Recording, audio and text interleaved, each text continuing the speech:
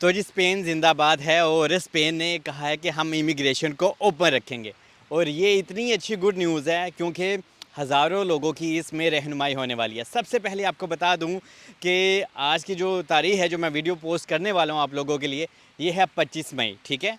और आज से एक दो दिन पहले और काफ़ी पुरानी बात है, तकरीबन एक दो तीन महीने हो गए जब से स्पेन ने अपनी इमिग्रेशन ओपन की थी। तो यहाँ पे जो अपोजिशन पार्टी होती है ना, जो नाज़ी पार्टी होती है, मिसाल के तौर पे नाज़ी पार्टी वो होती हैं जो इमिग्रेंट्स को पसंद ही नहीं करती। वो चाहती हैं कि यहाँ पे सिर्फ स्पेन के लोग हों, ठीक है, और लोग यहाँ पे रह ही ना। लेकिन स्पेन में बहुत ज़्यादा इमिग्रेंट्स हैं जो इलीगल हैं, जिनके पास डॉक्यूमेंट्स ही नहीं है, कोई लीगल स्टेटस ही नहीं है, जिनमें हमारे हज़ारों तो इंडियन हैं, पाकिस्तानी हैं, ठीक है, नेपाल, बांग्लादेश और बहुत ज़्यादा कंट्री के लोग हैं और मोरक्को के लोग हैं। पूरी दुनिया से लोग यहाँ पे भी आए हुए हैं सिर्फ़ और सिर्फ इमिग्रेशन लेने के लिए, क्योंकि स्पेन हम लोगों को इमिग्रेशन देता है। तो इसी वजह से जो विलन कह लें आप, ठीक है, जो नाज़ी पार्टी है, उन्होंने कहा था कि इमिग्रेशन ये जैसे स्पेन ने ओपन की हुई है ये बंद कर दो। तो जनाब कोर्ट ने फैसला सुना दिया। कोर्ट ने कहा है कि जैसे इमिग्रेशन चल रही है ऐसे ही चलती रहेगी। और जो नए आने वाले लोग हैं स्पेन में, उन लोगों के लिए भी बहुत ही अच्छी गुड न्यूज़ है, वो मैं आपको बाद में बताता हूँ। लेकिन पहले उनका बता दूँ कि 5 लाख से ज़ायद लोग हैं जिन्होंने स्पेन की इमिग्रेशन अप्लाई की हुई है, ठीक है, जिसमें मेरा एक कज़न भी है और मेरे दोस्त भी हैं कुछ। जो लोग पहले से अपनी इमिग्रेशन अप्लाई कर चुके हैं यहाँ पे स्पेन में, तो आप लोगों को जनाब ठीक 3 से 4 महीने बाद अच्छे जवाब, मतलब कि आप लोगों की फ़ाइल के ऊपर काम होना शुरू हो जाएगा और बहुत जल्दी आप लोगों को रेजिडेंसी कार्ड भी प्रोवाइड कर दिया जाएगा। और उस रेजिडेंस कार्ड के ऊपर आप अपने होम कंट्री तो जा ही सकते हैं, इंडिया, पाकिस्तान, जहाँ पे भी आप पैदा हुए हैं। लेकिन जब आपके पास अगर वर्क कॉन्ट्रैक्ट भी होता है कि हाँ भाई मैं यहाँ पे बार्सिलोना में, मैद्रिद में, वलेंसिया में या पूरे स्पेन में जहाँ पे भी आप काम कर रहे हो, और आपके पास 3 महीने की जब सैलरी स्लिप या 6 महीने की आ जाती है, तो आप यूके का वीज़ा भी अप्लाई कर सकते हो। ये तो हो गया स्पेन का टीआरसी कार्ड मिलने के बाद का फ़ायदा। और यहाँ पे स्पेन ने कहा है कि जो लोग 2025 में यहाँ पे आए थे और उनको तकरीबन 5 से 6 महीने हो गए हैं, चाहे वो सितंबर में आए, अक्टूबर में आए, जैसे कि मेरा कज़न जुलाई अगस्त में आया था यहाँ पे, तो वो भी, और उस तरह के हज़ारों लोग अभी स्पेन की रेजिडेंसी हासिल कर पाएंगे, वो भी विदाउट कॉन्ट्रैक्ट्स।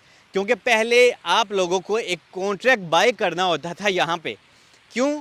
क्योंकि जनाब वो कॉन्ट्रैक्ट अगर आपके पास नहीं होता था तो आप स्पेन की रेजिडेंसी अप्लाई कर ही नहीं पाते थे। लेकिन स्पेन ने अभी पंगा ही ख़त्म कर दिया है, क्योंकि यहाँ पे लोग कॉन्ट्रैक्ट के नाम से आप लोगों से 8,000 यूरो, 9,000 यूरो, 10,000 यूरो का आपको टोका मारते हैं, ठीक है। लेकिन उन लोगों की तो दुकानें हाजियों की बंद होगी, ठीक है, 15 की बंद हो गई।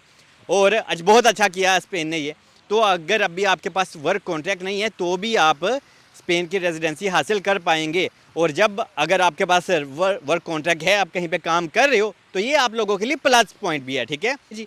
लेकिन अगर आपके पास वर्क कॉन्ट्रैक्ट नहीं है तो आपको परेशान होने की या वर्क कॉन्ट्रैक्ट बाय करने की कोई ज़रूरत नहीं। और जब आपको टीआरसी कार्ड मिलेगा, ऑफिसली फिर आप काम करेंगे यहाँ पे। जैसे कि मैंने कहा, अगर आपने यूके का वीज़ा अप्लाई करना है तो ये बात की चीज़ें होती हैं। तो ये तो हो गया अगर आप पुराने यहाँ पे आए हुए हैं, आप 6 महीने आपको या 8 महीने हो गए हैं, 2025 में आप आ गए थे, ठीक है, मतलब कि 2026 से पहले आप आ गए थे अगर स्पेन में, तो आप ऑफकोर्स अपनी रेजिडेंसी के लिए अप्लाई कर पाएंगे।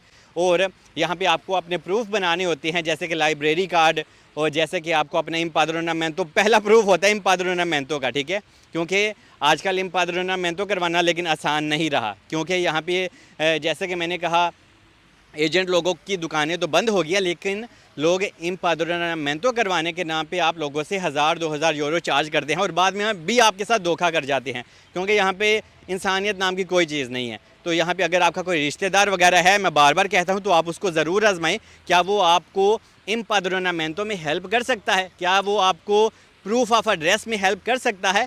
इम्पाद्रोनामेंटो का आसान लफ्ज़ों में मतलब होता है प्रूफ ऑफ एड्रेस। मिसाल के तौर पे मैं समझ लें यहाँ पे स्पेन का रहायशी हूँ और मेरे पास स्पेन में एक घर किराए पे मैंने लिया हुआ है, ठीक है, अपना नहीं, किराए पे, रेंट पे लिया हुआ है।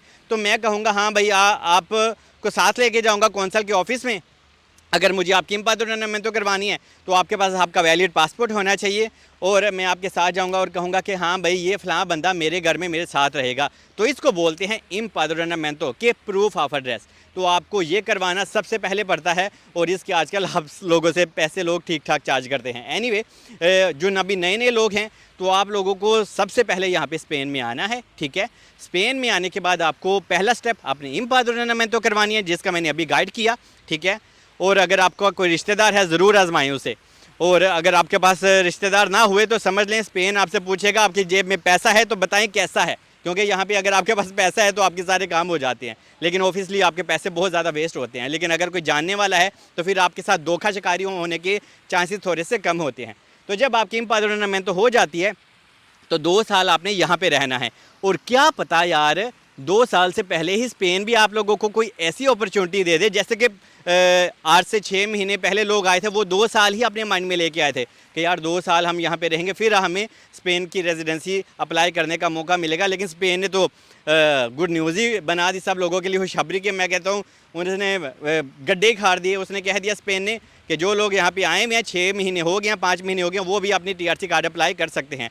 तो कहने का मतलब ये है कि अगर अभी भी आप यूके में हैं, जर्मनी फ्रांस में हैं और आप स्पेन में आना चाहते हैं तो यहाँ पे आएँ, और विदाउट यहाँ पे आए इम्पादोरनामेंटो नहीं होती। मैं बार बार आपको कहता हूँ please don't do any illegal things, क्योंकि यहाँ पे लोग एडिट करके, और वो एडिट इतनी सफाई से की जाती है डॉक्यूमेंट्स कि आपको लगता है सच है, और बाद में जब आप यहाँ पे आते हैं तो आपका कुछ होता ही नहीं है। तो इस वजह से कोई भी इस तरह का काम ना करें। स्पेन की लाइफ बहुत मुश्किल है, लेकिन स्पेन आप को रेजिडेंसी हर हाल में देता है।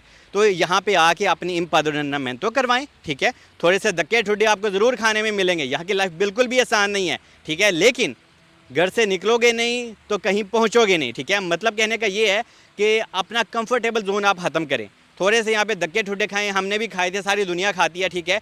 तो आप यहाँ पे TRC कार्ड स्पेन की लेके जाएंगे, और जब आप कि यहाँ पे पहला इम्पादोरनामेंटो आपका प्रूफ बन जाता है, उसके बाद आपको अपना लाइब्रेरी कार्ड बनवाना है, और उसके बाद फिर आपको अपना हेल्थ केयर कार्ड बनवाना है, जिसको मेडिकल कार्ड भी बोलते हैं। ये बहुत ज़रूरी होता है, ये तो आपके प्रूफ भी होते हैं। और अल्लाह ना करे अगर आप बीमार पड़ जाते हो, हम लोग हैं ना, इंसान हैं, हम बीमार हो सकते हैं। तो अगर आपके पास वो कार्ड होता है मेडिकल, तो ये आपका इलाज सारा फ्री ऑफ कास्ट होता है। और एक और मज़े की चीज़, 2 साल यहाँ पे आपको जैसे कि रहना है, क्या पता इन 2 साल के अंदर ही आप लोगों को भी कोई ना कोई गुड न्यूज़ मिल जाए कि आप लोग भी अपनी TRC कार्ड विदाउट कॉन्ट्रैक्ट, मतलब कि आपके पास अगर वर्क कॉन्ट्रैक्ट ना भी हुआ तो आपको भी स्पेन क्या पता कह दे कि हाँ भाई आप भी अपनी TRC कार्ड हासिल कर सकते हैं, अप्लाई कर सकते हैं विदाउट कॉन्ट्रैक्ट। क्योंकि जब आप सिस्टम में इनरोल हो जाते हैं ना, तो कोई ना कोई ऑप्शन, कोई ना कोई अपॉर्चुनिटी आती ही रहती है। और यहाँ पे एक चीज़ मैं बता दूँ कि जब आप यहाँ पे आ जाते हैं तो कोशिश करें अपने लिए कोई ना कोई लैंग्वेज कोर्स में इनरोल होने की, क्योंकि यार ये लैंग्वेज कोर्स सबसे बड़ा प्रूफ है यहाँ पे कि हाँ भाई यहाँ पे आप रहते हो। क्योंकि स्पेन की TRC कार्ड लेने का सिस्टम ही एक है, यहाँ पे रहो, यहाँ का कल्चर सीखो, धक्के ठुड्डे खाओ और स्पेन की रेजिडेंसी लो, बस यही। क्योंकि यहाँ पे जब आप फिर स्पेनिश सीखते हो तो आपको बाद में काम मिलने में भी आसानी हो जाती है, क्योंकि यहाँ पे काम आसानी से नहीं मिलता। यहाँ पे बहुत ज़्यादा प्रॉब्लम है, क्योंकि कोई इंसान आपको काम देता है, कोई देसी देता है, तो वो आपसे 12 घंटे काम लेता है, 1 दिन छुट्टी देता है, वो भी रो के, और 600-700 यूरो पूरे महीने का देता है। तो इस वजह से अगर आपके पास स्पेनिश लैंग्वेज स्किल होती है, हल्की हल्की भी हो जाए तो ठीक है, इंग्लिश तो चलती है थोड़ी थोड़ी, लेकिन स्पेनिश बहुत ज़रूरी है आना। और अगर आप मिसाल के तौर पे कोई स्पेनिश बंदा आपको काम दे देता है तो समझ लें आपका आराम से 1400 यूरो बन जाता है। तो ये सारी वो हकीकत थी और गुड न्यूज़ थी जो मैंने आप लोगों के साथ शेयर कर दी। होप कि आपको इस वीडियो से काफ़ी हेल्प हुई होगी, क्योंकि यार मैं समझ सकता हूँ यहाँ पे बहुत ज़्यादा हमारे एशियन लोग हैं जो यहाँ पे आना चाहते हैं और TRC कार्ड अप्लाई करना चाहते हैं, क्योंकि यूके तो ILR भी नहीं देता और बहुत ज़्यादा पंगे और मसले मसाइल हैं। लेकिन अगर आप बर्गर बच्चे हैं तो मैं आपको रेकमेंड बिल्कुल नहीं करता, क्योंकि बर्गर बच्चे का स्पेन में कोई काम ही नहीं है। क्योंकि लाइफ थोड़ी सी हार्ड है। बर्गर बच्चा तो जनाब ओए इतने तो इम्पादोरनामेंटो ही नहीं होंगी, उन्हें तो जनाब इम्पादोरनामेंटो करवाने में ही बेहोश हो जाना है। तो इस वजह से अगर आपने यहाँ पे आना है थोड़ा सा जिगरा बड़ा करके आएगा, फिर आप यहाँ पे कामयाब हो जाएंगे। क्योंकि यहाँ पे आपको अकामोडेशन का भी मसला हो सकता है, ठीक है। पैसे ले दे के आप कहीं पे अपने इम्पादोरनामेंटो तो करवा ही लोगे, लेकिन आपको फिर भी काफ़ी ज़्यादा मसले मसाइल अकामोडेशन के लिए होते हैं। और अगर आप अपनी फैमिली के साथ हैं तो फिर थोड़ी सी लाइफ थोड़ी सी और हार्ड हो जाती है। बाकी अगर मैं कुछ मिस कर गया हूँ या स्किप कर गया हूँ तो आप कमेंट्स में लिख सकते हैं, कोशिश करूँगा उसी टॉपिक के ऊपर मैं वीडियो बना दूँ या फिर आपको रिप्लाई दे दूँ। बाकी आई लव यू ऑल, मिलते हैं नेक्स्ट वीडियो में। और यहाँ का वेदर आजकल बहुत नाइस है।